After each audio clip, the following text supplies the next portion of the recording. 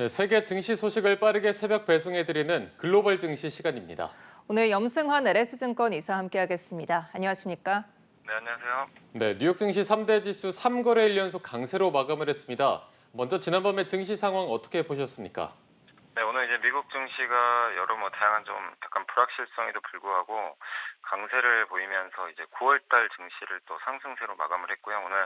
오늘 랠리로 인해서 이제 나스닥 같은 경우 6개월 연속 상승하는 그런 좀 긍정적인 흐름을 계속 이어갔습니다. 특히 이제 오늘 기술주들도 좋았지만 이제 제약주들이 주가가 좀 크게 올랐거든요. 특히 이제 화이자가 미국 내 약가를 인하하고 미국 내 한 700억 달러 규모의 투자를 하겠다라고 좀 밝히면서 화이자를 비롯한 이제 미국의 주요 제약사들 주가가 일제히 급등을 했습니다. 그래서 이 부분이 그 증시에 좀 활력을 불어넣어줬고요. 그리고 지금 경제 지표나 이런 것들은 좀 다소 부진하게 나왔지만 연준의 금리 인하 기조에는 크게 문제가 없을 거라는 그런 이제 분석들이 나온 것도 증시에는 나쁘게 작용하지는 않았던 것 같습니다. 가장 큰 이슈가 이제 셧다운 이슈인데 이 부분에 대해서도 시장 참가자들이 이제 과거 사례를 좀 생각을 해서 이게 영향이 그렇게 크진 않을 걸로 일단 그 전망들을 좀 하고 있다 보니까 아직까지 이제 셧다운에 대해서는 위험성보다는 결국엔 언젠가 해소되지 않겠냐라는 그런 기대감을 가지고 시장을 좀 바라보는 것 같습니다. 그래서 여전히 시장은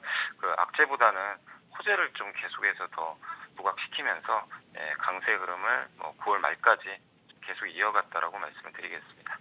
예, 이렇게 강세로 마감을 한 가운데 엔비디아의 랠리가 특히 눈에 띄었거든요. 엔비디아 2.58% 급등하면서 사상 최고치를 경신했습니다. 이런 AI주의 강세 흐름이 계속 이어질지 투자자들 어떤 점을 유의할까요?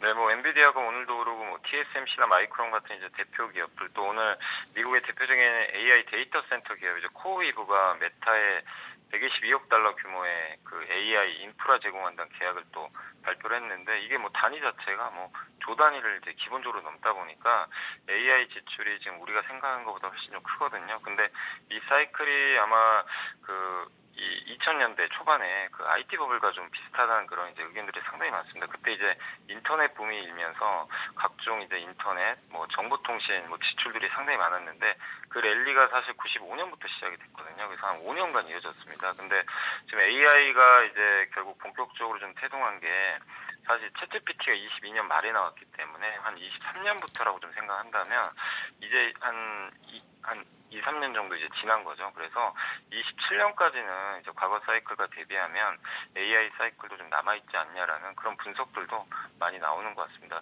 그래서 아직까지 AI가 지금 여기가 고점도 아니고 지금 정점도 아닌 그런 좀 상태이기 때문에 이 투자들은 계속 이어질 거고 이걸 통해서 또 많은 기업들이 또 혁신을 할 가능성이 높기 때문에 시장은 물론 이제 고점에 대한 좀 부담은 있어요. 주가들이 워낙 오르다 보니까 그런 고평가에 대한 좀 부담은 있지만 아직까지는 AI가 계속 진행형이기 때문에 시장은 이제 그런 부분보다는 계속 성장에 대한 기대감을 갖고 좀 그 AI 관련주를 바라보는 것 같습니다. 그래서 중간중간 가격 조정은 불가피하게 나올 수 있습니다. 많이 올랐기 때문에 그러나 이 성장 기조 자체가 꺾이진 않고 있기 때문에 랠리가 내년이나 내후년까지 꾸준히 좀 이어질 수 있다는 것도 한번 고민을 좀 해야 될 것 같습니다. 네, 그리고 앞서 이제 셧다운에 대한 부분도 짚어주셨는데 이제 투자자들도 과거 사례를 참고해서 영향이 그렇게 크진 않은 것 같다라고 분석을 해주셨습니다. 일단 고용보고서 발표도 연기가 됐고요. 그렇다면 이게 셧다운이 현실화돼도 지금 같은 흐름을 이어갈 수 있다고 볼 수 있을까요?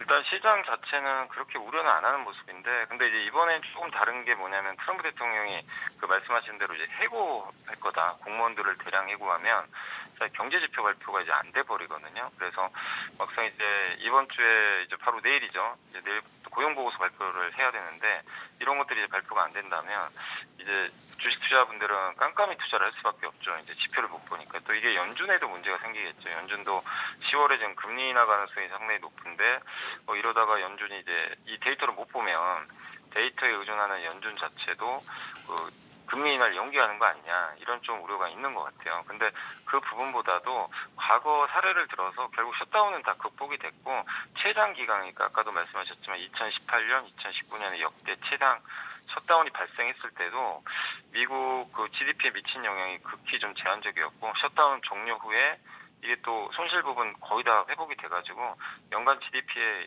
마이너스 0.02%밖에 영향을 안 줬거든요. 그래서 과거 그렇게 안 좋았을 때도 경제 충격은 크지 않았다. 그리고 결국에 이번에도 뭐 시간이 지나면 뭐 해결이 되지 않겠냐라는 그런 또 기대감도 있다 보니까 시장에서는 일단 이 부분을 아직까지는 크게 우려는 안 하는 것 같습니다. 그래서 물론 이제 공화당과 지금 민주당이 좀 합의를 해서 뭐 임시 자금이라든가 단기 지출 법안 통과시킬 수도 있거든요. 근데 일단 그건 좀 지켜봐야 되겠지만 가장 이제 시장에서 좀 우리가 지켜봐야 될 건 이제 셧다운 자체가 좀 악재라기보다는 셧다운했을 때 트럼프 대통령이 그 공무원들을 대량 해고할지 이 부분이 좀 관건이고 혹시라도 대량 해고한다면 이건 좀 증시에는 단기적으로 좀 그 안 좋게 작용할 수 있다라고 좀 생각을 하고 있습니다.